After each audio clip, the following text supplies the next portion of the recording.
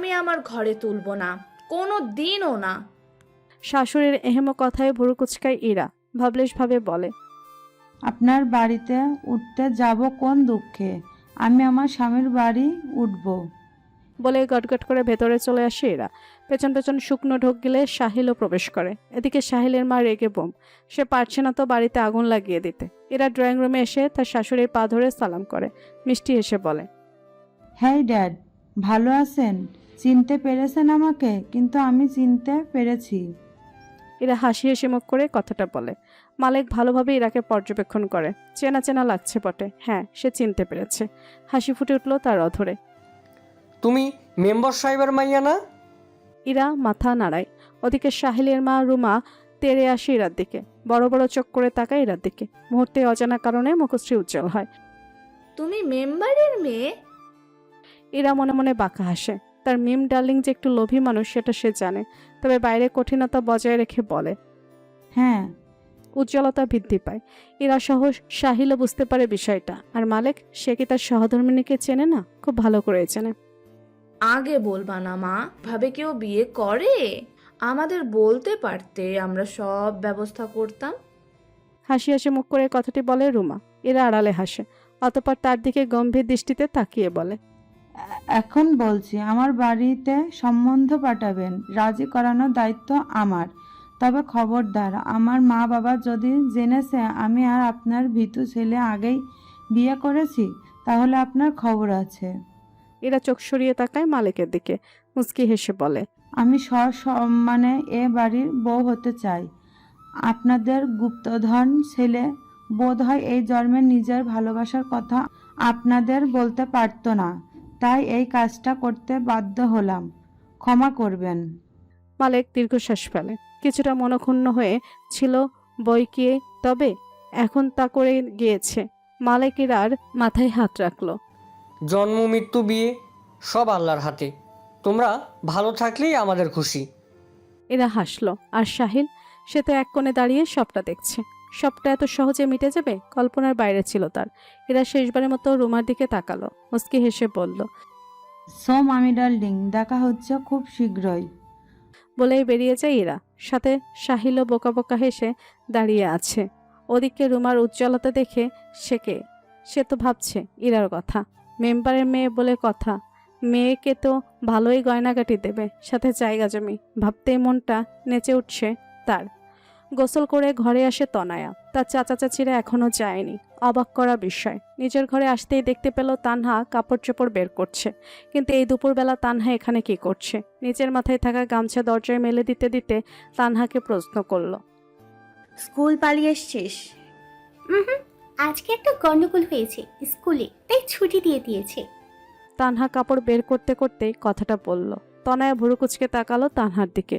ওদের স্কুলে আবার কি হলো? কিসের গন্ডগোল? তানহা তনয়ের সামনে এসে দাঁড়ালো। ভাব নিয়ে বলল, সে অনেক কাহিনী। কি কাহিনী বল শুনি। তানহা বিছানায় বসলো। তনয়ও চেয়ারে বসলো মুখোমুখি। সেদিন বলেছিলাম না, মানবিক শাখার একটা মেয়ে প্রেমিক নিয়ে পালিয়েছে, ঋতুকরের নাম। ওই মেয়ে আজ স্কুলে এসেছিল। কামারপাড়ার ফজলু স্যারের ছেলে পারভেজকে চেনো? ওই ছেলের সাথে পালিয়েছিল, কিন্তু ছেলেটা নাকি ওকে বিয়ে না করে রাত কাটিয়েছে। মানিকগঞ্জে ফেলে রেখে চলে এসেছিল। ঋতু গতকাল কোনো রকম বাড়ি ফিরে বাসায় মাইরও খেয়েছে, কিন্তু মান সম্মানের বিষয়তে স্কুলে এসেছিল ফজলু স্যারের সাথে কথা বলতে। স্যার তাদের অপমান করে বের করে দিতে চাইলে ঋতুর আব্বু আম্মু ঝামেলা করে লোকজন এনে। হেড স্যারও খেপে গেছে আর কি। এখন ওসব নিয়ে গন্ডগোল হচ্ছে। আমাদের ছুটি। মনোযোগ সহকারে প্রত্যেকটি কথা ভালো মতো শুনল তনয়। মানুষ কতটা খারাপ হতে পারে, ভালোবাসার নাম করে ছিছি। সবচেয়ে ইন্টারেস্টিং বিষয় কি জানিস? তা না বুড়ো নাচিয়ে মৃদু হেসে প্রশ্ন করে। তনয়া শান্ত দৃষ্টিতে তাকিয়ে বলে, কি? তানহা গর্ব করে বলে, এই ঘটনার জন্যই তো সেদিন তেহেরা ভাই পারভেজকে মেরেছিল। বেশ করেছে। সাথে কি তাকে এত ভালো লাগে? তনয় আরো বেশি আশ্চর্য হয়। সেদিন এই কারণে তেহরাব ভাই ওখানে মারামারি করেছিল, আর সেখানে উল্টো তাকেই খারাপ ভাবলো।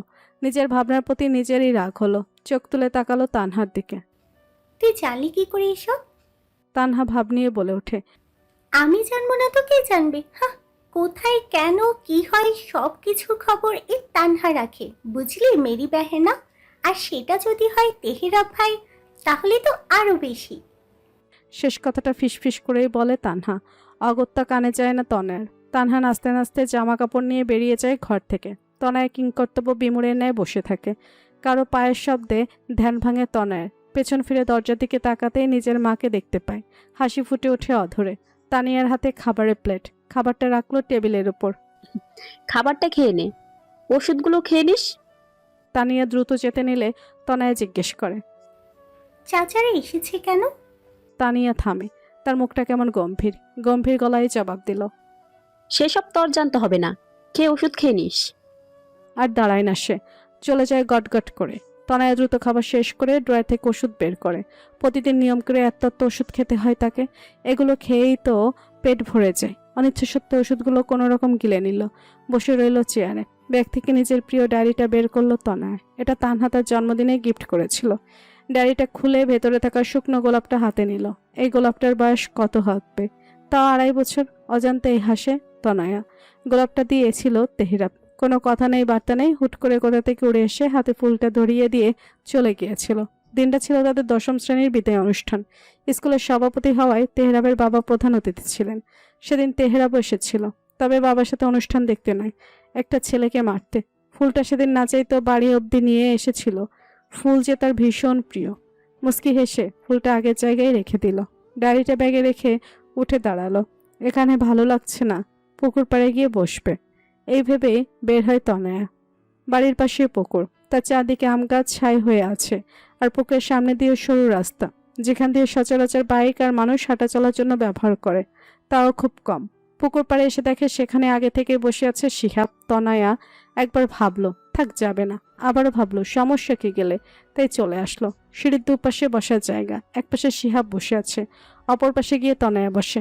শিহাব চমকায় তনয়াকে এখানে দেখে। এখানে একা একা কি করছেন?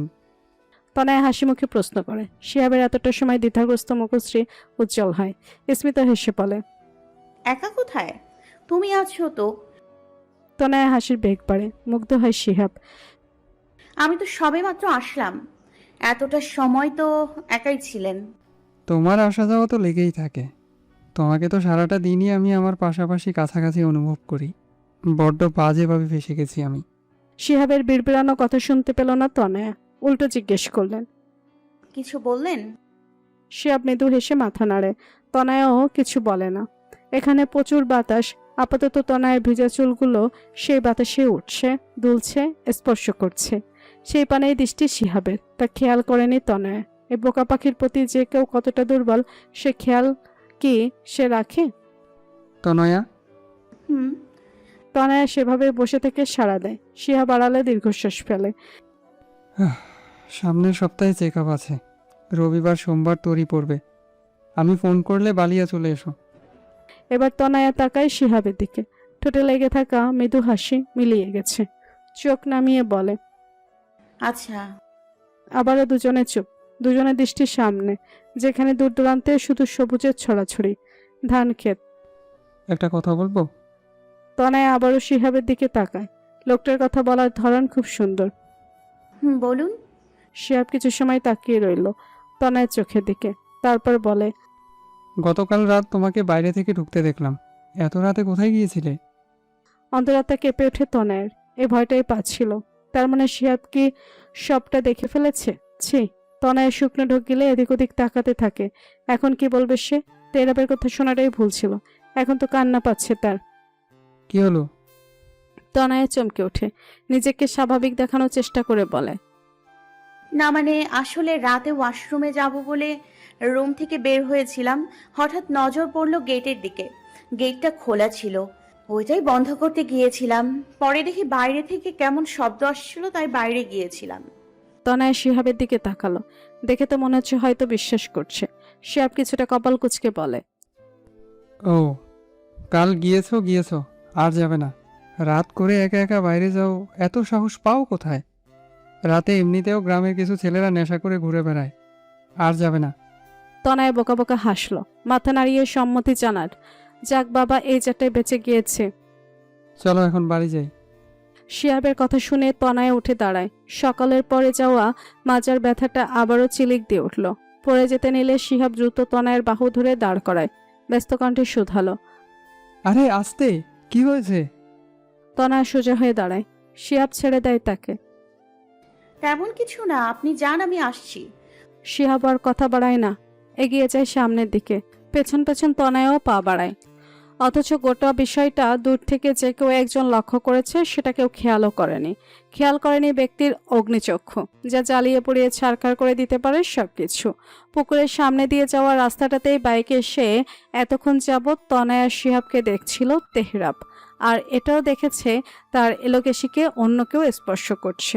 এতেই নিজের নিয়ন্ত্রণ হারিয়ে ফেলছে সে। চোখ বন্ধ করে বাম হাত দিয়ে নিজের ঘাড় ঘষতে লাগলো।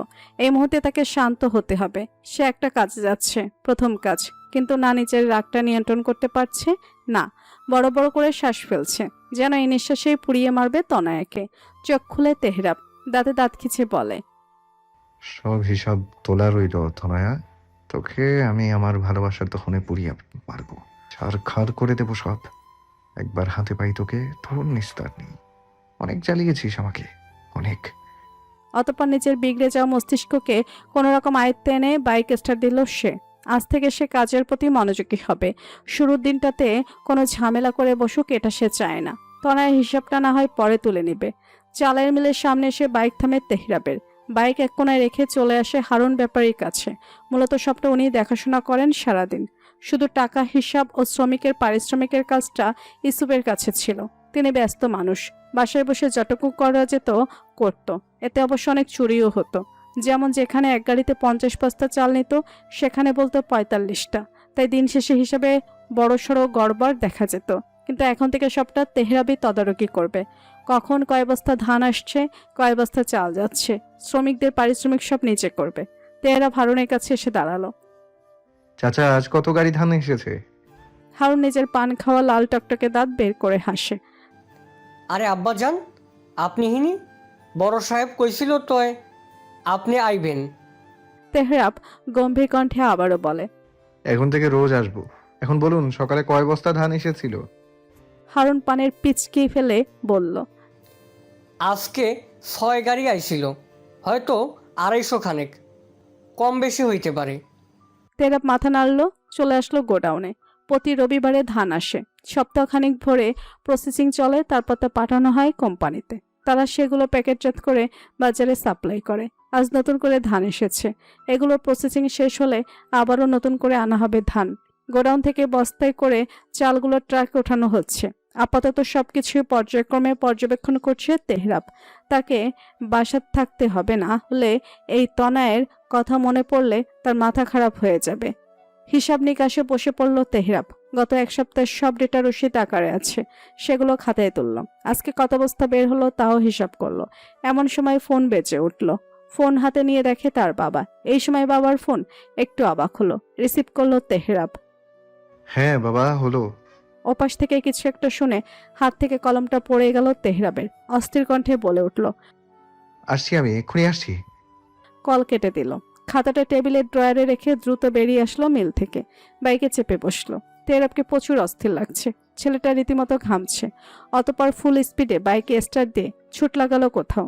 কে জানে আবার নতুন করে কি হলো। হাসপাতালের কেবিনে বসে আছে তেহরাব। চোখে মুখে গম্ভীর ভাবনায় মত্ত সে। ইসুফ শুয়ে আছে বেডে। সবে জ্ঞান ফুলল তার। নার্স এসে বসিয়ে দিয়ে গেছে। তেহরাব। ইসুফ ডাকলো।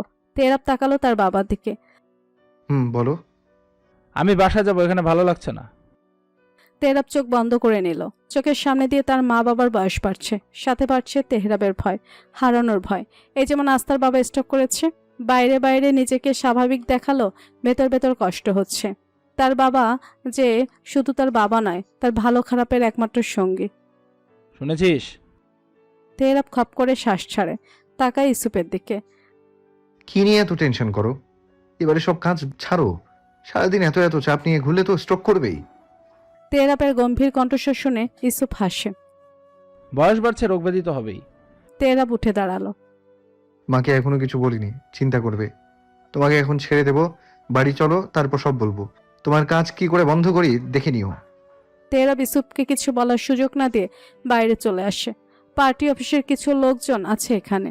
ডাক্তারের সাথে কথা বলে ইসুফকে নিয়ে বেরিয়ে আসলো তেহরাব। গাড়িতে বসিয়ে দিল, সাথে ফাহিমও এসেছিল। ফাহিম, বাবাকে নিয়ে বাড়ি যা, আমার একটা কাজ আছে। তেহরাব যেতে নিলে ইসুফ পিছু ডাকে। কই যাচ্ছিস, বাড়ি যাবি না? তেহরাব পিছু তাকায় না, যেতে যেতে বলে, তোমরা যাও, আমি আসছি। অতঃপর ফাহিম ইসুফকে নিয়ে বাড়ির উদ্দেশ্যে ছুটল। তেহরাব বাইকে চেপে ছুটল অন্য পথে। সন্ধ্যা পেরিয়ে রাত নেমেছে, অন্ধকার নেমেছে সর্বত্র। পড়তে বসেছে তনয়া ও তানহা। তনয়া রুটিন দিয়ে দিয়েছে, সামনের মাস থেকে উচ্চ মাধ্যমিক শুরু। হাতে তেমন সময় নেই, সব মিলিয়ে 15-16 দিন হবে। এমনিতে সবকিছুই মোটামুটি শেষ, এখন শুধু রিভাইজ করবে। আচ্ছা আপু, তুই কখনো কারোর উপর ক্রাশ খাসনি? পড়ার মধ্যেখানে তানহার এমন প্রশ্নে বিরক্ত হয় তনয়া। ভুরু জোড়া কুচকে বলে, পড়তে বসেছিস, ভালো করে পড়, আবল তাবল কথা বাদ দে। আরে বল না, ক্রাশ আছে? তনয়া নিজের বইয়ের দিকে মনোযোগ দেয়, গম্ভীর মুখে জবাব দেয়। না। তনয়া আশাহত হয়, তার বোনটা রসকস ছাড়া। আপু, একটা কথা বলি। না। তৎক্ষণাৎ জবাব। তানহা গাল ফুলিয়ে আবার বলে, শোন না। তনহা এবার নিজের বইটা বন্ধ করে তনয়ের দিকে গম্ভীরভাবে তাকালো। বল, কি বলবি? তানহা মৃদু লজ্জা পাওয়ার ভাব করে বলে, আমার একটা ক্রাশ আছে। তনয়া হতভম্বের ন্যায় তাকিয়ে রইল। কি? হ্যাঁ তো, ক্রাশ আছে। জানিস, ছেলেটা হেব্বি দেখতে, যেমন অ্যাটিটিউড তেমন চাল চলন। চেহারার কথা বাদই দিলাম, পুরোই সুপার হিরো। তনয়া তানহার কপালে চাটি মেরে রাগী কণ্ঠে বলে, পড়ালেখা বাদ দিয়ে এসব, দাঁড়া মাকে বলছি। তানহা ঠোঁট উল্টায়। আরে আরে, রাগ করছো কেন? ভালো লাগতেই পারে, সেটা কি আমার দোষ? তনয়া কিছু বলতে যাবে, তার আগেই দেখতে পায় তার মা তাদের ঘরে আসছে। তাই দুজনেই চুপ হয়ে যায়। মুখ গুজে বইয়ে তানিয়া ঘরে আসে। তনয়া, চল আমার সাথে। তানিয়ার গম্ভীর কণ্ঠস্বর শুনে ভরকে যায় তনয়া। হঠাৎ কি হলো? তার মা তাকে ডাকছে কেন? কোথায় যাব? তানিয়া একইভাবে জবাব দেয়, বসার ঘরে চল। আম্মু, আমি যাব না। মাঝখানে তানহার কথা শুনে তানিয়া তার দিকে তাকায়। না, চুপচাপ পড়। আর তোকে কি এখন নিমন্ত্রণ করে ডাকতে হবে? মায়ের কড়া আওয়াজ পেয়ে এবার তনয়া উঠে দাঁড়ালো। বুকটা ধকধক করছে। হঠাৎ তাকে কেন ডাকছে? মায়ের পিছু পিছু বসার ঘরে আসে তনয়া। ভেতরে শুধু সালমাই বসে আছে। তানিয়া গিয়ে বসলো সালমার পাশে। তনয়াকেও বসতে বলল। তনয়া বসলো, তবে ভেতর ভেতর ভয় হচ্ছে তার। সালমা এবার মুখ খুলে, তোর সিট তো আমার বাসার ওই দিকেই পড়েছে, তাই আমরা চাইছিলাম তুই পরীক্ষা ওখান থেকেই দে। তনয়া নিশ্চুপ, এতে তারই সুবিধা। এত ভাঙচুর না করে আসল কথা বলে না পা। এত আমতামতা করার কি আছে? তানিয়ার ঠেস মারা কথায় সালমা চোখ গরম করে তাকায় তার দিকে। সালমা নিজেই তনয়ের পাশে গিয়ে বসলো। তনয়ের হাত জোড়া নিজের হাতের মুঠে নিয়ে বলল, তোর বড় চাচা এসেছিল আজ। ছোটবেলায় রফিকের মেয়ে রাফার সাথে আমার বড় ছেলে প্রত্যয়ের বিয়ে ঠিক করে রেখেছিলাম। মাঝে এত এত ঝামেলা হয়ে গিয়েছে, আজ রফিক সব ঠিক করতে এসেছিল। আর প্রত্যয় ও রাফার বিয়ের কথাটাও বলতে এসেছিল। আমি চাইছি প্রত্যয়ের সাথে সাথে শিহাবের সাথে তোর বিয়েটাও দিয়ে দিতে। তোর যদি কোনো আপত্তি না থাকে তাহলে আমি চাই পরীক্ষার আগেই 4 জনের বিয়েটা হয়ে যাক। কথাটা কর্ণপাত হতে পাথরের ন্যায় জমে যায় তনয়। তার বিয়ে? না না, এটা কি করে হতে পারে? তনয় ফট করে উঠে দাঁড়ায়। না না না, আমি বিয়ে করব না। তনয়ের চটপট জবাবে রাগ হলো তানিয়ার। সেও সোফা থেকে উঠে দাঁড়ালো। বিয়ে করবি না মানে? মুখে মুখে কথা বলতে শিখে গেছিস? তানিয়াকে রাখতে দেখে সালমা তাকে আটকায়। তানিয়া, কি হচ্ছে কি? তনয়া বড় হয়েছে, ওরও তো একটা ইচ্ছা আছে, তাই না? তুই চুপ করে বস, আমি কথা বলছি। তনয়া বসে না, উল্টো তীক্ষ্ণ দৃষ্টিতে তাকিয়ে থাকে তনয়ের দিকে। তনয়ের তো এখন কান্না পাচ্ছে। সালমা তনয়ের মাথায় হাত বুলিয়ে দেয়। আচ্ছা শান্ত হ। শিহাবের সাথে তোর বিয়েটাও আগে থেকেই ঠিক করা, যেমন রাফার সাথে প্রত্যয়ের। তুই তো জানিসই সবটা। এখন তাহলে না করছিস কেন? তনয়ের কথা আটকে গেছে। এখন শুধু তার গাল বেয়ে গড়িয়ে পড়ছে অশ্রুবিন্দু। মস্তিষ্ক জট পাকিয়ে যাচ্ছে। হ্যাঁ, সে তো জানতো, আর জানতো বলেই সবসময় নিজেকে সবকিছু থেকে দূরে রেখেছে। অবশেষে কি লাভ হলো? বিন্দু পরিমাণ অনুভূতি তো শিহাবের জন্য কাজ করে না তার। উল্টো এক আগন্তুক এসে তার অনুভূতিগুলো দখল করে নিয়েছে। না চাইতেই তেহরাব নামক মানুষটার প্রতি দুর্বল হয়ে পড়েছে সে। চোখের সামনে যে আর কিছুই দেখতে পাচ্ছে না। আপা, তুমি যাও তো, আমার কথা বলতে দাও। ইদানিং ওর মতিগতি আমার কাছে ভালো লাগছে না। তানিয়া আসতে নিলে সালমা ধমকে ওঠে। তানিয়া, তোকে বলেছি বসতে। আমি কথা বলছি তো, একটা কথাও বলবি না। সালমাকে বেশ সম্মান করে তানিয়া, ভালোবাসে। তার কথা অসামান্য করে কি করে?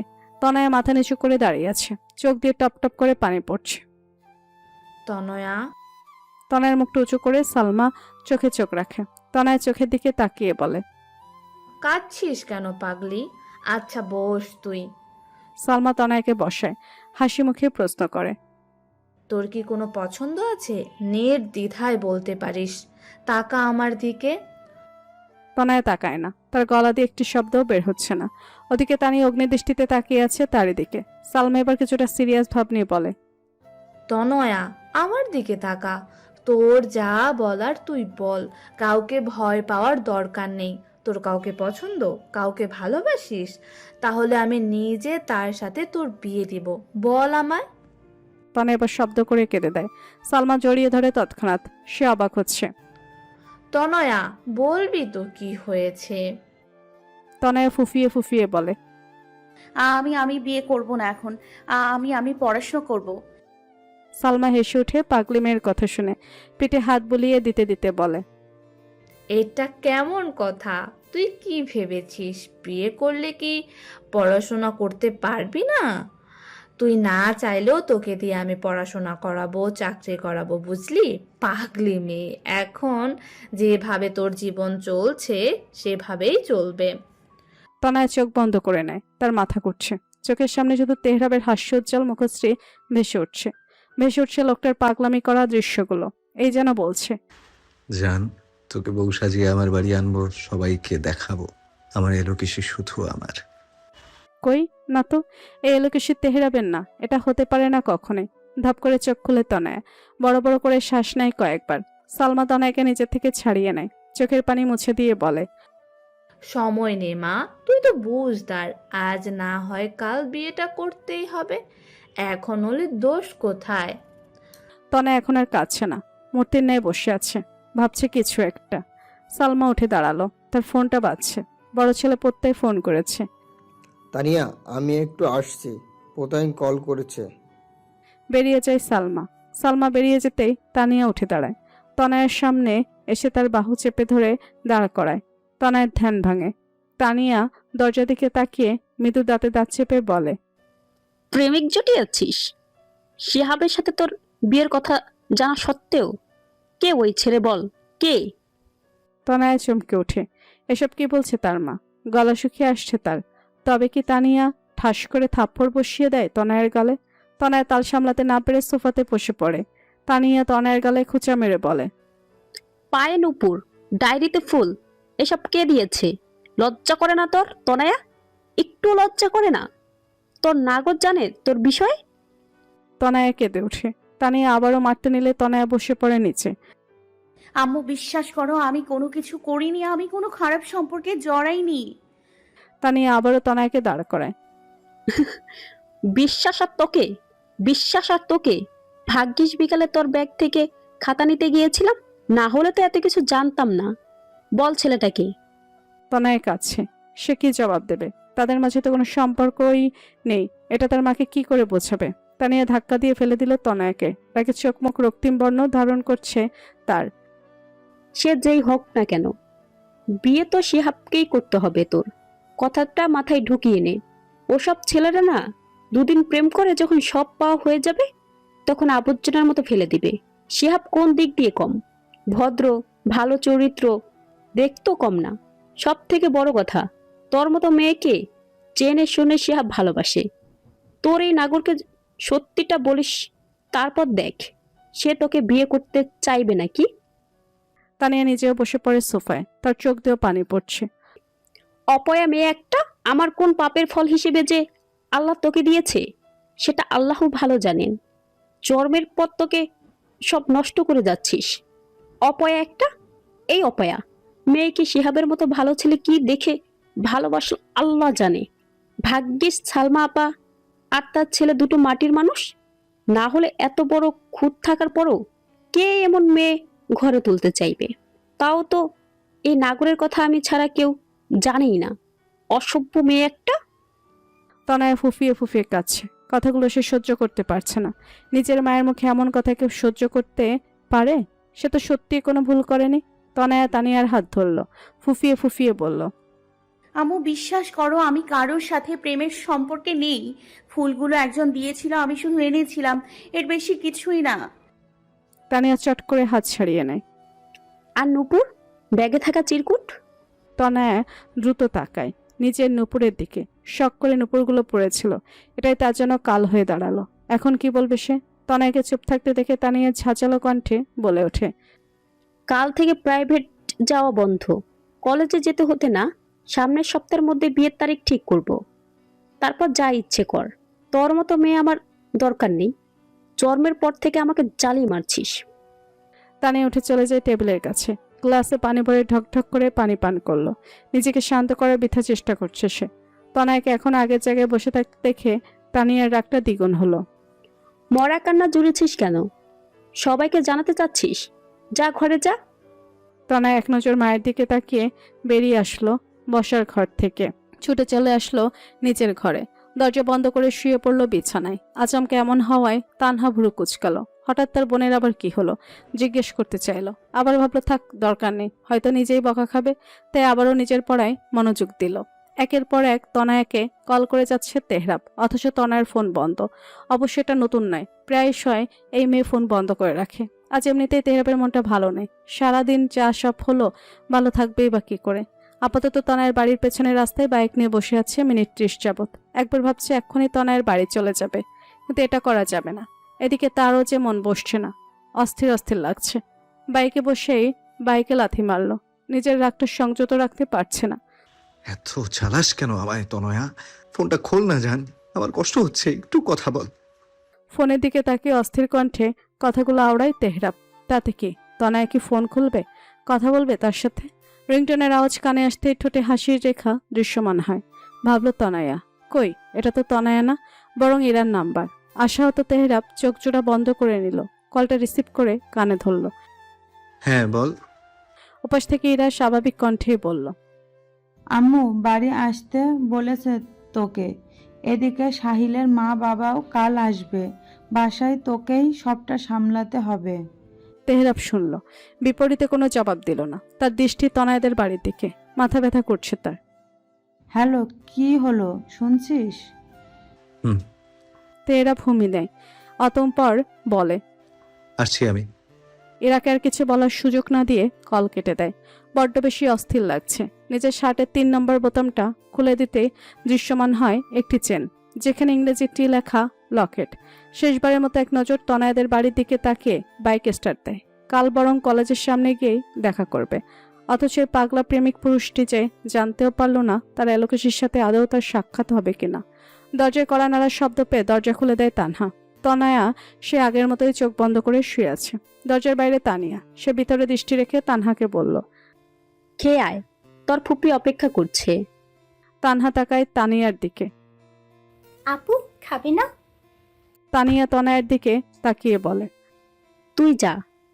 তানহার খটকা লাগে। আর চোখে একবার তনয়াও একবার তানিয়ার দিকে তাকায়। কিছু তো একটা হয়েছে। ছাগলের মতো দাঁড়িয়ে আছিস কেন? যেতে বলছি না? ধমক খেয়ে তানহা বেরিয়ে যায় ঠিকই, তবে তার খুঁতখুতানি আরো বেড়ে যায়। তানহা যেতেই তানিয়া দরজা আটকিয়ে দেয়।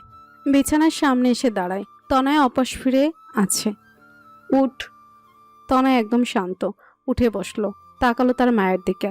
তানিয়া এক নজর তনয়ের শান্ত থমথমে মুখের দিকে তাকিয়ে চোখ ফিরিয়ে নিল।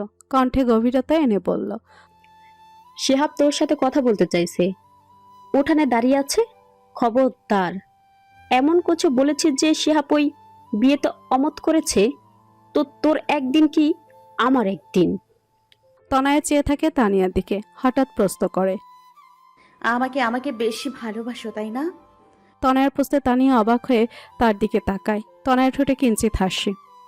আমি জানি আম্মু, তুমি আমাকে অনেক বেশি ভালোবাসো, তাই তো আমার ভবিষ্যৎ নিয়ে এত ভাবছো। কিন্তু একবারও কি শিহাব ভাইয়ের কথা ভাবছো না? আল্লাহ না করুক যদি ডক্টরের কথা সত্যি হয় তখন কি হবে? তনয় শীতল দৃষ্টির সাথে কণ্ঠস্বরে বলা কথাগুলো কর্ণপাত হতেই কিছুটা অপ্রস্তুত হয়ে পড়ে তানিয়া। অসহায় দৃষ্টিতে তাকালো তনয়ের দিকে। কি আশ্চর্য, অসহায় তো তনয় নিজে। এসব বলিস না মা, সব ঠিক হয়ে যাবে। আমি আপাকে কথা দিয়ে ফেলেছি, তারা সব জেনে মেনে তোকে গ্রহণ করছে। এখানে আমার তো আপত্তি থাকার কথা না। তনয়া মাথা নিচু করে হাসে। তারা তো আশায় আছে আমি সুস্থ হয়ে যাব এই ভেবে, কিন্তু যদি না হই তখন? ধরলাম ফুপি বা শিহাব ভাইয়া তবুও মেনে নিল, কিন্তু আমি জেনে বুঝে কারো জীবন নষ্ট করতে চাই না। আমার জন্য শিহাব ভাইয়ের ভবিষ্যৎ নষ্ট হোক, এটা আমি মেনে নিতে পারবো তো আম্মু? তানিয়া চোখের কার্নিশ বেয়ে অশ্রু গড়িয়ে পড়ছে। আসলেই তো, সে তার মেয়ের কথা ভাবতে গিয়ে স্বার্থপর হয়ে যাচ্ছে না তো? তানিয়া দ্রুত জড়িয়ে ধরল তনয়াকে, কেঁদে উঠল শব্দ করে। এসব বলিস না তনয়া, এসব বলিস না। সব ঠিক হয়ে যাবে, সব। তুই শুধু আমাদের মান সম্মান ডুবাস না। তনয়া মূর্তি ন্যায় বসে আছে। এই মুহূর্তে নিজেকে অনুভূতি শূন্য একটি প্রাণ মনে হচ্ছে। তানিয়া ছাড়লো, তনয়া দুগালে হাত রাখলো। খুব লেগেছে তাই না? কি করতাম বল, মাথা ঠিক ছিল না। তুই এমন একটা কাজ করতে পারছিস, আমি বিশ্বাস করতে পারছিলাম না। যা হয়েছে, তুই আমাদের মান সম্মান ডুবাস না। তনয়া চোখের পাতাও নড়ছে না। মাকে পাশ কাটিয়ে বিছানা থেকে নামলো, ওড়না ভালো মতো মাথায় চাপিয়ে বেরিয়ে গেল ঘর থেকে। সেদিকে তাকিয়ে চোখের পানি ফেললো তানিয়া। উঠোনের এক কোনায় উল্টো পাশ ফিরে দাঁড়িয়ে আছে শিহাব। তনয়া ধীর পায়ে এগিয়ে গিয়ে তার পাশাপাশি দাঁড়ালো। নিজের পাশে আরেকটি সত্য অনুভব করতে পাশ ফিরে তাকালো শিহাব। তনয়াকে দেখে অধরে এক শান্তির হাসি ফুটে উঠল। খাওয়া দাওয়া করেছ? শিহাবের কথায় ছোট্ট করে জবাব দেয় তনয়া। হুম। শিহাব বুকে হাত গুজে কি বলবে বুঝে উঠতে পারছে না। বড্ড অস্বস্তি বোধ হচ্ছে এই মুহূর্তে। তা বোধহয় লক্ষ্য করলো তনয়া, তাই নিজেই বলল, আমি এই বিয়েতে রাজি, কারো জোড়াজুড়িতে নয়, বরং নিজ ইচ্ছায়। তবে বিষয়টা আপনার ভেবে দেখা উচিত, কারণ এটা আপনার জীবন। তনয় রাজি। কথাটা শোনা মাত্র মনটা খুশিতে লাফিয়ে উঠল। এক অদ্ভুত প্রশান্তি অনুভব হচ্ছে। প্রাণ ভরে শ্বাস নিয়ে নিজের সামনের দিকে তাকালো। তোমাকে ভালোবাসি আমি। আজ থেকে নয়, সেই 5 বছর আগে থেকে, যেদিন থেকে তোমার সাথে আমার বিয়ে ঠিক হয়ে আছে এটা জানতে পেরেছি। আমার অন্তঃস্থলে এক বিশেষ জায়গা জুড়ে তোমার বিচরণ, তনয়া নামক মানুষটার বিচরণ। কতটা ভালোবাসি জানা নেই, শুধু জানি ভালোবাসি। সবটা জেনেও আপনার তো একটু ভবিষ্যৎ আছে। তনয়ের থমথমে গলার প্রশ্ন শুনে শিহাব মৃদু হাসে। গালে মৃদু টোল পড়ে। এটাই তার সৌন্দর্যের বিশেষত্ব। ভবিষ্যৎ? আমার ভবিষ্যৎ তুমি হলেই চলবে, আর কিছু চাই না আমি। হবে তো আমার, থাকবে সারা জীবন। তনয় জবাব দেয় না। সে তাকিয়ে আছে শূন্যে, যে শূন্যে ভেসে বেড়াচ্ছে একটি অবয়ব। তেহরাব ভাই। নিজের অজান্তে মন দখল করা তেহরাব ভাই। চোখ বন্ধ করে নিল তনয়া। কান্নাগুলো বেরিয়ে আসতে চাইছে, চেপে রাখলো গলায়। শুধু বলল, আমি বিয়েতে রাজি। সাথে সাথে এই দুফোঁটা জল গড়িয়ে পড়ল গালবে। চারপাশ অন্ধকারাচ্ছন্ন হওয়া এই অশ্রু দেখতে পারল না পাশে দাঁড়িয়ে থাকা শিহাব। শুধু এক তীক্ষ্ণ অসহনীয় যন্ত্রণা অনুভব করলো তনয়া। মনে মনে এ নিয়ে নিজেকে ধমকালো। সে কেন কাঁদছে, কেন কষ্ট পাচ্ছে, মনে মনে বিড়বিড়ালো। হঠাৎ করে আসা মানুষগুলো হঠাৎ করেই চলে যায়, এই নিয়ে আফসোস করতে নেই তনয়া। তুই বরং দ্বিতীয়বার প্রেমে পড়, শিহাবের প্রেমে। আর এক মুহূর্ত দাঁড়ালো না তনয়া, চলে গেল বাড়ির দিকে। এদিকে শিহাব ভাবলো তার তনয়া বুঝি লজ্জা পেয়েছে। হাসলো সে। ড্রয়িং রুমে বসে আছে তেহরাব, ইরা, তাসলিমা আর ইউসুফ। ইউসুফকে কি আর ঘরে বেঁধে রাখা যায়? এতদিন পর বাড়ি আসলাম, অথচ তোমরা কেমন মরা মানুষের মতো বসে আছো। ধ্যাত, ভাল লাগে না। ইরার কথা শুনে ইউসুফ হাসে। আমি আছি তো, তোর মা ভাই তো আজ মুখে কুলু পেটে বসেছে। তুই আমার সাথে কথা বল, কেমন চলছে পড়াশোনা? ইরা এসে ইউসুফের পাশে বসে, জড়িয়ে ধরে আলতো করে। ভালো। অনার্স 2য় বর্ষের পরীক্ষা শেষ হয়েছে কদিন আগে, তাই তো ছুটি পেয়েছি। ইউসুফ মেয়ের মাথায় হাত বুলিয়ে দিতে দিতে তাসলিমার দিকে তাকালেন। তার বউটা মুখ ফুলিয়ে বসে আছে, চোখে মুখে চিন্তার ছাপ। বিষয়টা বুঝতে পেরে ইউসুফ তাসলিমাকে উদ্দেশ্য করে বললেন, তুমি বেহুদা চিন্তা করতেছো। এই দেখো, আমি একদম ফাইন, অন্তত তোমার ছেলের থেকে বেশি। শেষ কথাটা তেহরাবের দিকে তাকিয়ে বলল, যে কিনা চোখ বন্ধ করে সোফায় হেলান দিয়ে বসে আছে। তাসলিমা তেহরাবকে লক্ষ্য করলো। ছেলেটা বাড়ি আসার পর থেকে একটা কথাও বলছে না, শুধু ওষুধগুলো রেখে সোফায় বসে পড়েছে। তাসলিমা তেহরাবকে ধাক্কা দেয়। কি হয়েছে তোর? মাথা ব্যথা করছে? তেহরাব ছোট্ট করে জবাব দেয়। এতেই ফেস করে ওঠেন তাসলিমা। মাথা তো ব্যথা হবেই, সারাদিন বাইক নিয়ে টুটু করলে মাথা ব্যথা করবে না আবার? তাসলিমার কথা শুনে পাশ থেকে ইরা খিলখিল করে হেসে ওঠে। মায়ের দিকে তাকিয়ে বলে, হ্যাঁ হ্যাঁ, তোমার লজিক আছে।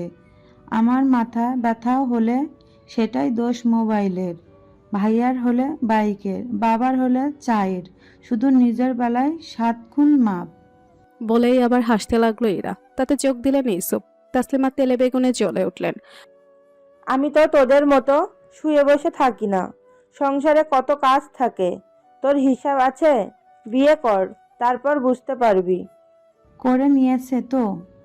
ফট করে বলা কথায় নিজেকে ভরকে ইরিয়া মুখ ফসকে কি বলে ফেলল সে। তাসলিমা ভুরু উঁচিয়ে ইরার দিকে তাকিয়ে আছে। মেয়ের কিছু সময় আগে বলা কথাটা বোঝার চেষ্টা করছে। ইরা বুঝতে পারলো সে ভুল জায়গায় ভুল কথা বলে ফেলেছে। মেকি হাসলো সে। তেহরাবের মাথাটা সত্যি ব্যথা করছে, অনেক বেশি, হয়তো জ্বর আসবে। তার উপর এসব কোলাহল তার মাথার যন্ত্রণা বাড়িয়ে দিচ্ছে। চোখ খুলে সোজা হয়ে বসলো তেহরাব, চেহারায় গম্ভীরতা ও সিরিয়াসনেসের সংমিশ্রণ। আমার একটা কথা আছে। তেহরাবের গম্ভীর কণ্ঠস্বর শুনে সকলের দৃষ্টিপাত হলো তার দিকে। তেহরাব তার মা ও বাবার দিকে এক পলক তাকিয়ে বলল, এরা বড় হচ্ছে, এবার বিয়ে নিয়ে চিন্তা ভাবনা করা উচিত। তাসলিম আর ইউসুফ কিছুটা অবাক হলো। তেহরাব হঠাৎ এসব বলছে, সেদিকে পাত্তা না দিয়ে তেহরাব আবার বলল, আমার একজন বন্ধু আছে, কলেজের প্রফেসর। ইরাকে পছন্দ হয়েছে তাদের, তারা চাইছে কালকে দেখতে আসতে। আর যেহেতু ইরা বাসায়, তাই আর না করিনি। কালকে বিকেলে আসবে তারা। ভাইয়া কি বলছো এসব? আমি এখনই বিয়ে করব না। এরার কথা শুনে তেহরাব তার দিকে তাকায়। মেয়েটা তো নাটক করতে পারে, বিয়ে করে বসে আছে আর এখানে বলছে বিয়ে করব না। তেহরাব তাসলিমার দিকে তাকালো, ফোন থেকে একটা ছবি বের করে দেখালো তাকে। শাহিল আহমেদ ছেলেটা ভালো, আমার মতো উশৃঙ্খল অভদ্র নয়। দেখো ভালো লাগে কিনা। তাসলিমা দেখলো ছেলেটা দেখতে সুন্দর, কিন্তু তার মেয়ের আমাতে কিচ্ছুটি সে করবে না। তাসলিমা ফোন নিয়ে ইউসুফকে দেখালো। দেখো। ইউসুফ মনোযোগ দিয়ে দেখলো, দেখতে শুনতে ভালোই। তেহরাব যখন আসতে বলেছে তবে আসুক, তারপর ইরার যা মনে হয় বলবে। ইউসুফের কথায় তাসলিমাও সায় জানায়। ইউসুফ গাল ফুলিয়ে বসে থাকা ইরার মাথায় হাত দিয়ে বলে, গাল ফুলিয়ে বসে আছিস কেন? তোকে তো কালকেই বিয়ে দিয়ে দিচ্ছি না, দেখতে আসুক, তারপর তোর পছন্দ হলে কথা এগোবো। মনে মনে হাসছে ইরা, মন তো খুশিতে নাচছে, তবে বাইরে প্রকাশ করলো বিপরীত, যেন সে এখন বিয়ে করতে নারাজ। আচ্ছা, এখন এইসব কথা রাখো তোমরা, রাত হয়েছে, চলো খেয়ে নাও সবাই। তাসলিমা তেহরাবের ফোন তার হাতে দিয়ে উঠে দাঁড়ালো। ইরা ইউসুফ ডাইনিং টেবিলের দিকে পা বাড়ায়। তেহরাব আসে না, উল্টো উপরে যেতে নিলে তাসলিমা আটকায়। উপরে যাচ্ছিস কেন? খেয়ে যা, মাথা না ব্যথা করছে? খেয়ে ঔষধ খা। তেহরাব দাঁড়ায় না, যেতে যেতে বলে, ইচ্ছে করছে না। মাকে কিছু বলার সুযোগ না দিয়েই চলে আসে নিজের রুমে। বাইকের চাবিটা ওয়ার্ড্রপের উপর রেখে গা ছেড়ে বসে বিছনার উপর। গোটা ঘর ঘুটঘুটে অন্ধকার, গায়ে এলিয়ে দিল বিছানায়। অচানক বুকে চিনচিন ব্যথা অনুভব হলো। বুকের বাম পাশে হাত রাখলো। চোখ জোড়া খুলে রাখতে পারছে না তেহরাব। মাথাটা অসম্ভব যন্ত্রণা করছে। চোখ বন্ধ করে বিড়বিড়ালো, যন্ত্রণা হচ্ছে, দেখ মাথায়, বুকে, মনে সবখানেই যন্ত্রণা হচ্ছে। একটাবার কল ধরলে কি হতো? করুণা করেই না হয় 2 মিনিট কথা বলতি। এই তেহরাবকে কি করুণা করাও যায় না? এত কেন ঘৃণা করিস? চোখ বন্ধ রেখেই বিছানা হাতড়ে ফোনটা হাতে নেয়। চোখ খুলে আবারও ডায়াল করে তনয়ের নাম্বারে। রিং যাচ্ছে। চট করে উঠে বসলো তেহরাব। অধরে ফুটে উঠল হাসি। কল রিসিভও হলো। অপাশ থেকে কেউ হ্যালো বলতেই বুঝতে পারলো এটা তার তনয় না। চুপ রইল তেহরাব। নাম্বারটা তো ঠিকই আছে। অতঃপর বুঝতে পারলো এটা তনয়ের মায়ের কণ্ঠস্বর। বিরক্ত লাগলো তেহরাবের। কলটা কেটে বিছানায় ছুঁড়ে মারলো। আবারও ধপ করে শুয়ে পড়লো। চোখ বন্ধ করতেই দুপুরের দৃশ্যটা ভেসে উঠছে। আরে তুই শান্তি দে একটু আমায়, এত পুরাস না। নতুন সকালের সূচনা। চারদিকে আলোর ঝলকানি, পাখিদের কলরব। রাতজাগা পাখির মতোই কেটেছে তনয়ের এই রাত। জানালার পাশে বসে আছে সে। সবাই সকালে নাস্তা করে যার যার কাজে ব্যস্ত। তবে ঘর থেকে বেরো হয়নি তনয়া। কিছু একটা শব্দ হতে চোখ মেলে তাকায় সে। তানহা খাবার নিয়ে রুমে এসেছে। এনে আম্মু পাঠিয়ে দিল, জলদি খা, আমি স্কুলে গেলাম। খাবারটা টেবিলে রেখে ব্যাগটা নিয়ে দৌড় লাগালো তনয়া। কিচ্ছু ভালো লাগছে না তার। বিছানা থেকে নেমে টেবিলের কাছে আসলো। রুটি আর আলু ভাজি খাওয়ার ইচ্ছা না থাকা সত্ত্বেও খেতে হবে তাকে। দ্রুত খাবার শেষ করে ওষুধ খেয়ে নিল। আবারও বসে পড়ল বিছানায়। এমন সময় দ্রুত পায়ে প্রবেশ করলো এক ব্যক্তি। তনয়া তাকালো দরজার দিকে। রাফা এসেছে। রাফা দৌড়ে এসে তনয়াকে জড়িয়ে ধরল। খুশিতে গদগদ হয়ে বলল, হাই রে তনু, শেষমেশ তুই আমার যা হবি, কি মজা বল। তনয় রাফাকে নিজের থেকে ছাড়িয়ে নেয়। সৌজন্যমূলক হাসে, তবে মুখে কিছু বলে না। বয়সে 3 বছরের বড় হবে রাফা তার থেকে। ছোটবেলায় দুজনে ভালোই ভাবছিল, তবে বাবাদের ঝামেলার রেশ ধরে তাদেরও কথা বলা বন্ধ হয়ে গিয়েছিল। কেমন আছো? রাফা বিছানায় উঠে বসলো। খুব ভালো, তুই? তনয় শুধু হাসলো। রাফা তনয়ের হাত ধরে বলে, আমি সত্যি অনেক খুশি তনু, আমরা দুজন একসাথে থাকবো। তনয়ের এসব কথা ভালো লাগছে না। কথা কাটাতে বলল। তুমি হঠাৎ এখানে? রাফা ভেঙচি কেটে বলে, কেন রে, আসতে পারি না? আরে না না না, সেটা বলেছি নাকি, আসলে তনয়কে পুরোটা বলতে দেয় না রাফা, নিজেই বলে ওঠে, আরে বুঝেছি, আসলে আব্বু আর ভাইয়া এসেছে। আজকে তো ফুপিরা চলে যাবে, তাই বিয়ের ডেট ফিক্সড করবে। আমার তো মনে হচ্ছে সামনে শনিবারে ডেট ফেলবে, দেখিস। তনয়ের গলা ধরে আসছে। কেন সে কষ্ট পাচ্ছে? বুকে ব্যথা করছে তার, অজানা ব্যথা। অন্য মানুষকে তনয়কে ঝাঁকায় রাফা। কিরে, কি ভাবিস? তনয় মাথা নাড়ে, যার মানে কিছু না। নিজেকে স্বাভাবিক রাখার চেষ্টা করে বলে, তুমি দেখছি বিয়ে নিয়ে খুব এক্সাইটেড। রাফা খিলখিলিয়ে হেসে ওঠে। হব না আবার? প্রেমিকের সাথে বিয়ে হলে কে না খুশি হবে বল। তনয় ভুরু কুচকালো। প্রেমিক মানে? তনয়ের চেহারা দেখে রাফা আবারও হাসলো, বলতে লাগলো, প্রত্যয়ের সাথে তো আমার প্রেম চলছে আর 4 বছর।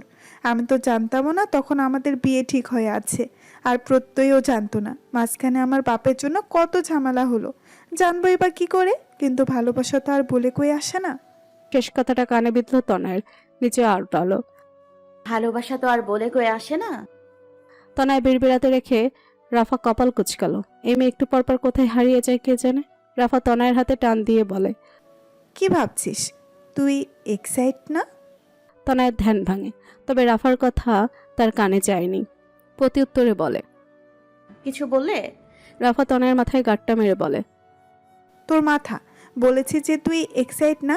শিহাব ভাইও তো সুন্দর, দুটো ভাই একদম একই রকম। তনয় বিছানা থেকে উঠে দাঁড়ালো। ভালো লাগছে না এসব কথাবার্তা। তার মস্তিষ্ক জুড়ে হাজারটা ভাবনা। বুকের ভেতর তীব্র বর্ষণ, তা তো সে ছাড়া আর কেউ অনুভব করতে পারছে না। নিজের কাঁধে আর স্পর্শ অনুভব করতে পেছন ফিরে তাকায়। রাফা গম্ভীর কণ্ঠে জিজ্ঞেস করে, কি হয়েছে তনু, তুই কি এই বিষয়েতে রাজি না? তনয় চোখ ফিরিয়ে নেয়। সে তো রাজি, তবে তার মন তো বেইমানি করছে। এটা কি করে বোঝাবে? কি হলো? তনয় টেবিলে থাকা বইগুলো গোছাতে গোছাতে বলে, তেমন কিছু না, আমি রাজি। আসলে হুট করে সব হয়ে যাচ্ছে তো, তাই আর কি। রাফা নিজেও গাল ফুলিয়ে বলে, ঠিক বলেছিস, হুট করে কি বিয়ে হয়? কত শখ ছিল আমার বিয়েতে অনেক বড় করে অনুষ্ঠান করব, নাচ গান হইচই। তা না, শুনলাম বিয়ে নাকি ঘরোয়া ভাবে হবে। তনয় চমকায়, ভুরুকুচকে বলে, ঘরোয়া ভাবে বলতে? রাফা আগের নেই বলে, হ্যাঁ রে, খালি পরিবারের কয়েকজন লোক মিলে বিয়ে পড়াবে। অনুষ্ঠান নাকি 2 বছর পর করবে। ভালো লাগে না। তনয় আবারও চলে যায় ভাবনার জগতে। কিছু একটা ভেবে চোখ বন্ধ করে নিল। বিয়েটা ঘরোয়াভাবেই হলেই ভালো হবে, না হলে যে তেহরাব জেনে যাবে। তেহরাব যদি জানতে পারে তনয়ের বিয়ে হচ্ছে, কি হবে তখন? ছেলেটা কি করে ঠিক থাকবে? হঠাৎ তনয়ের মনে পড়ে গেল তেহরাবের বলা সেই কথাটা। আমি বাঁচতে চাই তনয়া, তোর সাথে বাঁচতে চাই। হৃদস্পন্দন বেড়ে যাচ্ছে তনয়ের। বুকের ব্যথাটাও তীব্র থেকে তীব্রতর হচ্ছে। হঠাৎ মনে হলো তার বিয়ে হয়ে গেলে তো তেহরাব বাঁচবে না, ছেলেটা সত্যিই বাঁচবে না। তনয় ধপ করে বসে পড়ল চেয়ারে। দুহাতে চেপে ধরল নিজের কান। বারবার ভেসে আসছে তেহরাবের বলা কথাগুলো। তোর শরীরে আমি ব্যতীত কারো নামের বেনারসি উঠবে না এলোকেশে। যদি ওঠে তবে সেদিন আমার শরীরে উঠবে কাফনের কাপড়। তনয় চিৎকার করে উঠল। না। তনয়ের অচানক কেমন আচরণে হকচকিয়ে উঠল রাফা। দ্রুত তনয়ের পাশে গিয়ে দাঁড়ায়। তনয়ের গালে হাত রেখে নিজের দিকে ঘোরায়। তনয় কাঁদছে, ফুফিয়ে ফুফিয়ে কাঁদছে মেয়েটা। চোখ বেয়ে অনর্গল পানি পড়ছে। রাফা আশ্চর্য হয়ে তাকিয়েছে সেই পানে। সে যা ভাবছে তাহলে কি তাই? রাফা তনয়ের চোখ মুছে তাকে জড়িয়ে ধরে। শান্ত হবুন, কি হয়েছে সোনা, বল আমায়। কাঁদছিস কেন? কি হয়েছে বল? এতটা সময় ফুফিয়ে ফুফিয়ে কান্নার বেগ রাফার নরম কণ্ঠে আরো বেড়ে গেল, সাথে কান্নার শব্দ। হাওমাও করে কেঁদে উঠল তনয়া। তনয়াকে এভাবে কাঁদতে দেখে রাফা কিছু একটা আন্দাজ করলো। দ্রুত তনয়াকে ছেড়ে দরজা আটকে দিল। ফিরে আসলো তনয়ার কাছে, হাঁটু করে তনয়ের সামনে বসলো। তনয় দুগালে হাত রেখে আশ্বাসের স্বরে বলল, তনু, কাঁদে না বোন আমার, শান্ত হ, কান্না থামা। কি হয়েছে বল আমাকে? আপু আছে তো, বল কি হয়েছে? না। তনয় কিচ্ছুটি বলে না, উল্টো মুখে হাত দিয়ে কাঁদতে শুরু করে। রাফা তনয়ের হাত সরিয়ে নরম শান্ত কণ্ঠে প্রশ্ন করে, কাউকে ভালোবাসিস? এই বিয়ে করতে চাস না তুই? তনয়কে এবারও কিছু বলতে না দেখে কিঞ্চিত রাগ হলো রাফার। উঠে দাঁড়ালো। ঠিক আছে, বলতে হবে না, কাঁদ তুই, এভাবেই কাঁদতে হবে। তনয় অশ্রুসিক্ত দৃষ্টি নিক্ষেপ করে রাফার দিকে কান্না মিশ্রিত কণ্ঠে বলে, আপু লোকটা বাঁচবে না, আমার বিয়ে হয়ে গেলে লোকটা বাঁচবে না, সত্যি মরে যাবে। লোকটা পাগল, আমি কি করব আপু? রাফারও কান্না পাচ্ছে। তনয়কে এভাবে কাঁদতে দেখে রাফা আবারও তনয়কে জড়িয়ে ধরল, পিঠে হাত বুলিয়ে দিতে দিতে বলল, শান্ত হ, সবটা বল আমায়। কে সে? ভালোবাসিস তাকে? তনয় আর শান্ত হয় না, উল্টো সেভাবেই বলে, আমি বারবার তাকে প্রত্যাখ্যান করে গেছি, সব সময় ইগনোর করে গেছি, তবুও মানুষটা আমার জন্য পাগলামি করেছে, ইভেন এখনো করছে। আমি না চাইতেও তার প্রতি দুর্বল হয়ে পড়েছি। কিন্তু আমি তাকে চাই না আপু, আমি তাকে চাই না। কিন্তু সে তো বুঝতেই চাইছে না আমার কথা। আমার বিয়ে হয়ে গেলে ছেলেটা সত্যি মরে যাবে। তনয়ের প্রতিটি কথা শুনলো রাফা। কি বলবে বুঝতে পারছে না সে। তনয়কে বিছানায় বসিয়ে দিল, আবার চোখ মুখ মুছে দিয়ে বলল, তুই ভালোবাসিস তাকে? তাহলে চাস না কেন? আমি চাচি আর চাচুর সাথে কথা বলবো। চাচু তোর ইচ্ছার বিরুদ্ধে কিচ্ছু করবে না, এটা তুইও জানিস। বলছিস না কেন বাসায় কাউকে? তনয় হেসকি তুলতে তুলতে বলে, হ্যাঁ ভালোবাসি, কিন্তু আমি তাকে আমার জীবনে জড়াতে চাই না। বিষয়টা আম্মু আব্বু বা আমার নয়, আসল কথা আমি তাকে আমার জীবনে জড়াতে চাই না। কিন্তু বারবার বলার পরেও লোকটা বুঝতে পারছে না, বোঝার চেষ্টাও করছে না। আমি কি করব আপু? তনয়ের কথা রাফার মাথার উপর দিয়ে যাচ্ছে। এমএ কি বলছে এসব? ভালোবাসে কিন্তু নিজের জীবনে জড়াতে চায় না, এটা কেমন কথা? তুই কি বলছিস? তুই বুঝে বলছিস তো? মানে তুই ভালোবাসিস আবার তাকে চাস না, মানে কিছু বুঝতে পারছি না। তনা নিজেই নিজের চোখ মুছে নিল। আমি শুধু চাই সে ভালো থাকুক, আমাকে ছাড়াই ভালো থাকুক, আমাকে ভুলে যাক, আর কিচ্ছু জানি না আমি। রাফা হতভম্বের ন্যায় কিছু সময় তাকিয়ে থাকে তনয়ের মুখের দিকে। ছেলেটা কে? এতক্ষণে তনয়ের কান্নার বেগ কমে গেছে, শুধু হেসকে তুলছে। রাফার প্রশ্ন শুনে তার দিকে তাকালো তনয়। বলবে কি বলবে না এটাই ভাবছে। কিছু সময় চুপ থেকে অতঃপর বলে, আমি নাম বলতে পারবো না আপু, শুধু আমাকে একটা হেল্প করো। কি হেল্প? তনয় স্বাভাবিক হওয়ার চেষ্টা করে বলে, বিয়েটার বিষয়ে যেন কেউ না জানে, অর্থাৎ আমার আর শিহা ভাইয়ের বিয়ের বিষয়ে। তুমি একটু ম্যানেজ করে দেবে প্লিজ? আমার বিয়ের কথা শুনলে লোকটা নির্ঘাত কিছু করে বসবে। রাফা তনয়ের কাঁধে হাত রাখে, দীর্ঘশ্বাস ফেলে বলে, আমি জানি না কি এমন হয়েছে, তবে আমি দেখছি কি করা যায়। কান্নাকাটি করিস না, যাকে জীবনে জুড়ে চাস না তাকে মনে জুড়ে লাভ কি? তনয় মাথা নিচু করে বসে রইল। এই ধরনের জবাব তার কাছে নেই। রাফা বেরিয়ে গেল রুম থেকে। তনয় চোখ বন্ধ করে বসে রইল ঠায়। কি রে চুন্নি, আজকে খবর কি? তানহার কথায় তার প্রিয় বান্ধবী রিমু লেখা বাদ দিয়ে তার দিকে ঘুরে বসলো। নিচের নাক মুছতে মুছতে বলল, আর খবর, আজকে তেহরাব ভাইয়া বের হয়নি বাড়ি থেকে। সকালে বাড়ি গিয়েছিলাম, বড় আম্মু বলল আজকে ইরা আপুকে দেখতে আসবে, আর ভাইয়া নাকি জ্বর এসেছে আজকেই। কি একটা অবস্থা। ওইদিকে কালকে বড় বাবা স্ট্রোক করেছিল। এক নাগারে কথাগুলো বলে থামলো রিমু। মেয়েটা তেহরাবের চাচাতো বোন। তানহা কিছুটা চিন্তিত হলো তেহরাবের কথা শুনে। জ্বর এসেছে? ইস, ওষুধ খেয়েছো? তানহার কথা শুনে রিমু হেসে ওঠে। আহারে কত দরদ, এতই যখন দরদ তাহলে তুই গিয়েই বরং ওষুধ খাইয়ে দিয়ে আয়। তানহা মুখ ভেঙিয়ে বলে, সেই সুযোগ থাকলে এখানে বসে থাকতাম বুঝি, ওষুধের সাথে সাথে আরো কত কি খাইয়ে দিয়ে আসতাম। রিমু তানহার বাহুতে ধাক্কা দিয়ে বলে, মানুষ হইলি না শালি। তানহা ভাব নিয়ে বলে, এই শালি বলিস কাকে? হ্যাঁ, ভাবি বল ভাবি, তেহেরা ভাইয়ের বউ আমি। হ্যাঁ। বলেই দুজনে হেসে উঠে একসাথে। হাসি থামিয়ে রিমু বলে, আজ প্রাইভেটে আসলি না কেন? তানহা হাসি হাসি মুখ করে বলে, আরে আজকে আপুর বিয়ের পাকা কথা। কি জানি আম্মুর হঠাৎ কি হলো, আমাকে বললো আজ প্রাইভেটে যেতে হবে না। আমার তো ঈদ লেগে গিয়েছে। রিমু নিজেও হাসি হাসি মুখ করে বলে, তাহলে তো ভালোই হলো। আপুর বিয়ে কবে? দাওয়াত দিবি তো? তানহা খাতায় অঙ্ক তুলতে তুলতে বলে, ডেট আজ ঠিক করবে শুনলাম, আর কাউকে না দিলেও তোকে তো দেবই, যতই হোক আমার ননদিনে বলে কথা। দুপ্রহরের কড়া রোদ শরীরে কাটার মতো বিচ্ছে। বিরক্ত নিয়ে চোখ খুলল তেহরাব। মাথা ভার হয়ে আছে, জ্বরের ঘোরে কিছুই খেয়াল নেই তার।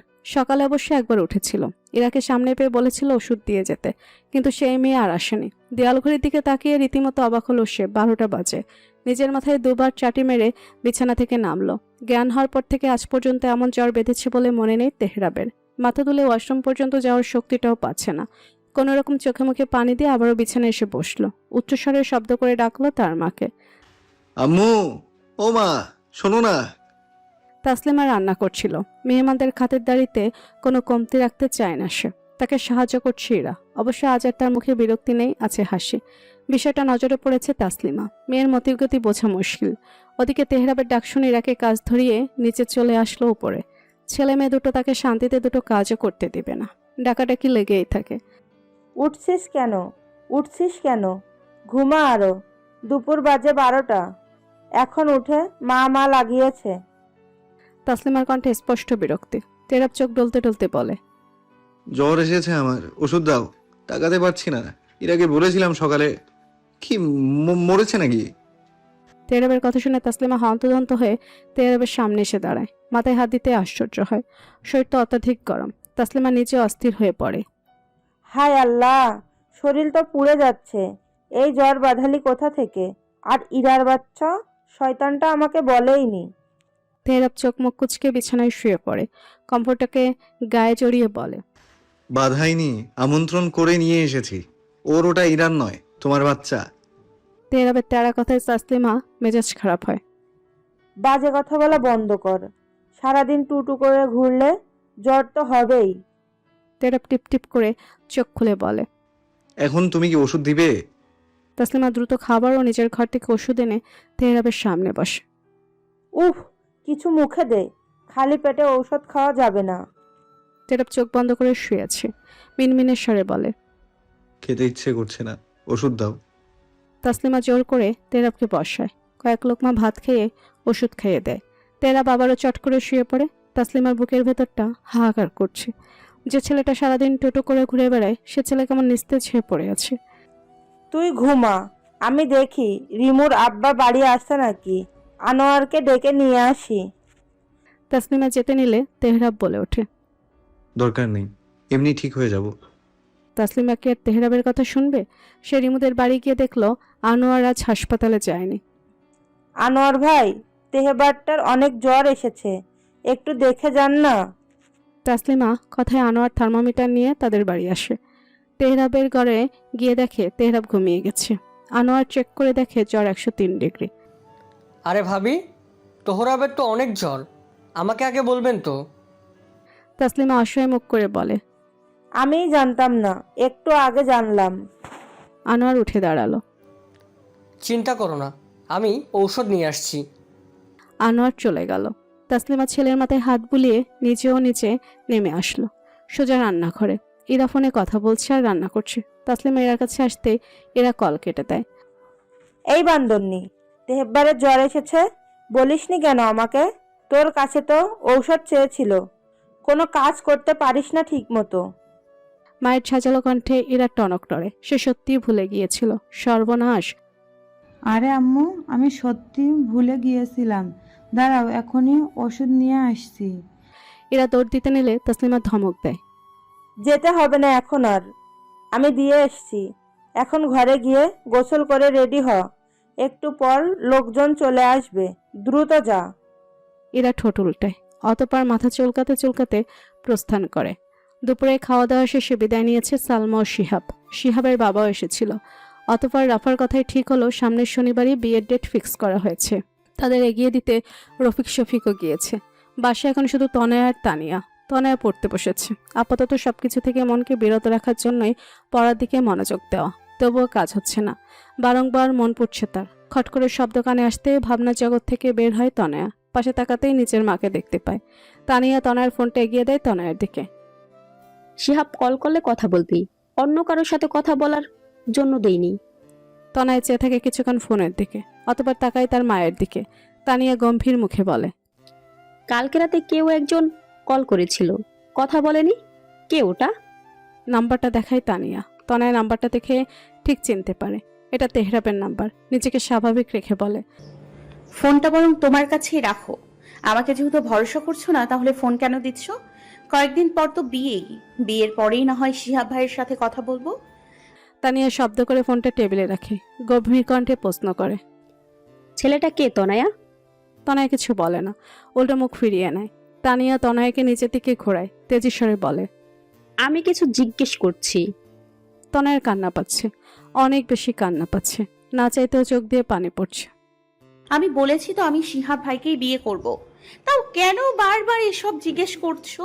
তানিয়া দাঁতে দাঁত চেপে বলে, কারণ আমি জানতে চাই কোন ছেলের সাথে তুই প্রেম করতি, কোন ছেলের জন্য আমার মেয়ে আমাদের কথা না ভেবে সম্পর্ক চালিয়ে গেল। তনয়া উঠে দাঁড়ায়, শব্দ করেও কেঁদে ওঠে সে। তোমাদের কথা ভাবি না আমি? তুমি নিজেই আমাকে বিশ্বাস করছো না, নিজেই নিজের মতো করে ভেবে নিচ্ছ সব, আর কথা শোনাচ্ছ আমাকে। বিশ্বাস? আচ্ছা যা, করলাম বিশ্বাস। এবার বল সত্যিটা কি?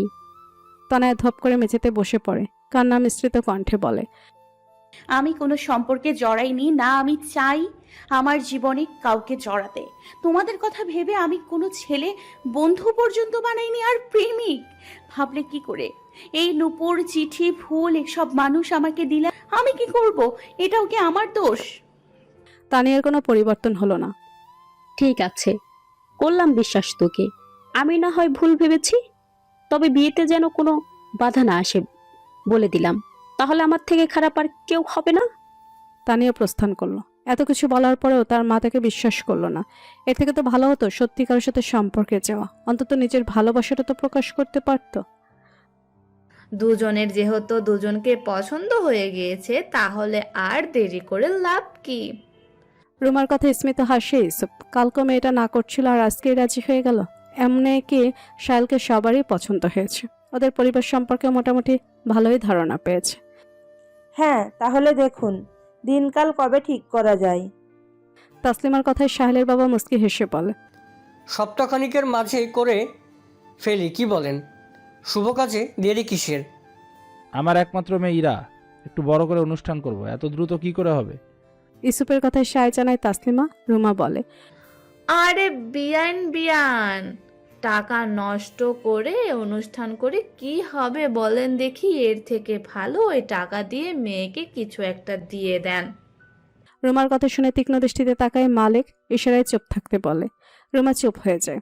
ইসুপ হাসি হাসি মুখ করে বলে, তা তো দেবই, আমার মেয়েকে সাজিয়ে গুছিয়ে আপনাদের হাতে তুলে দেব। আসলে বিআই সাহেব, এসব লোক দেখানো অনুষ্ঠান করা আমাদের পছন্দ নয়। আল্লাহকে সাক্ষী রেখে তার নাম নিয়ে ঘরোয়াভাবে নতুন সম্পর্কের সূচনা হোক, এটাই চাই। মালিকের কথা বেশ মনে ধরল ইসুপের, সাথে তাসলিমারও। মুস্কি হেসে সম্মতি জানালেন। তবে যাই হোক, আমার কয়েকজন আত্মীয় স্বজনও আপনাদের কয়েকজন এসে বিয়েটা হয়ে যাক। তাহলে ডেটটা? ইসুপের কথা শেষ হতেই মালিক বলে, শুক্রবারের দিনটা শুভ দিন, এই দিনে হোক। আপনি কি বলেন? সকলেরই বন্ধর দিনও আছে সেদিন। আচ্ছা, তবে তাই। কথার মধ্যে খানে সাহিল আর ইরা নিচে নেমে আসে। কথাবার্তা শেষ হতে সকলে বিদায় নেয়। তবে তাসলিমার কাছে সাহিলের মাকে সুবিধাজনক লাগে না। মহিলার একটু লোভী। অবশ্য তা নিয়ে তার কোনো মাথা ব্যথা নেই, তার মেয়ে ভালো থাকলেই হলো। এখন প্রায় সন্ধ্যা, সবকিছু গোছগাছ করছে তাসলিমা। ড্রয়িং রুমে বসে ইসুপ টিভি দেখছে। তাসলিমা কাজ শেষ করে ইসুপের পাশে বসলো। আনোয়ার ভাইকে বললাম ইরার পাকা কথার সময় থাকতে, তা তো কাজের জন্য থাকতে পারলো না। কাল বরং সবাইকে দুপুরে দাওয়াত দিও, তারপর বিয়ের বিষয়ে কথা বলিও। তাসলিমার কথায় মাথা নাড়ে ইসুপ, অতঃপর জিজ্ঞেস করে, তেহরাব কেমন আছে এখন? জ্বর কমেছে? তাসলিমা দীর্ঘশ্বাস ফেলে বলে, কমছে। আর কমতেই তোমার গুণধর ছেলে বাড়ি থেকে বেরিয়ে গিয়েছে। কত করে বললাম জ্বরটা করুক, আজ বাড়িতে থাক। সে কি কথা শুনে? মেহমানদের সামনেও বসলো না। এই ছেলেটা বড় হবে কবে কে জানে। ইউসুফ হাসে। তার ছেলেটা যে এমনি। হয়েছে হয়েছে, এবার মেয়ের বিয়ের জন্য লিস্ট বানাও, শপিংয়ে যাবে তো। তাসলিমা মুখ ভেঙায়। ছেলেকে বাঁচাতে কথা ঘুরাচ্ছ? ইউসুফ হেসে ওঠে। তাসলিমা ঠিকই ধরেছে। মামা কি অবস্থা?